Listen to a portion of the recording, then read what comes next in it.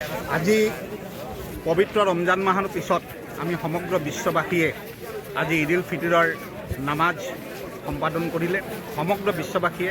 আৰু আজি আমিও চৰাইদেউ জিলাৰ গুণাৰী জামাতে আজি আমি ৰাজহুৱা ঈদগাহ ময়দানত ঈদ উল ফিতৰৰ নামাজ সম্পাদন কৰোঁ।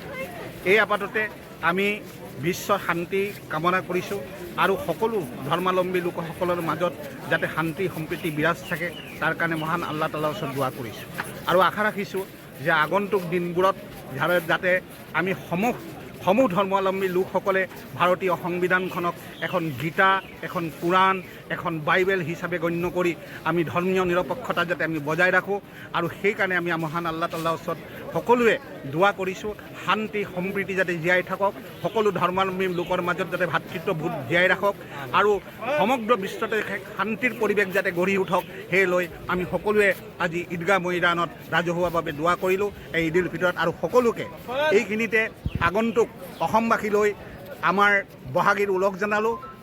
যিহেতুকে বহাগ বিহু অতি ওচৰত, গতিকে সকলোকে বহাগ বিহুৰ শুভেচ্ছা জ্ঞাপন কৰিলোঁ। লগতে আৰু সকলোকে যাতে শান্তি সম্প্ৰীতি বিৰাজ কৰি অসমখনক যাতে আমি আগুৱাই নিওঁ, আমি ভাতৃত্ববোধ জীয়াই ৰাখি আগুৱাই নিওঁ তাৰ কামনা কৰি আজি সকলো আমাৰ ঈদৰ শুভেচ্ছা জ্ঞাপন কৰিলোঁ। প্ৰায় ৫,০০০ মানুহ আজি সমাগম হৈছে সোণাৰী ঈদগাহ ময়দান।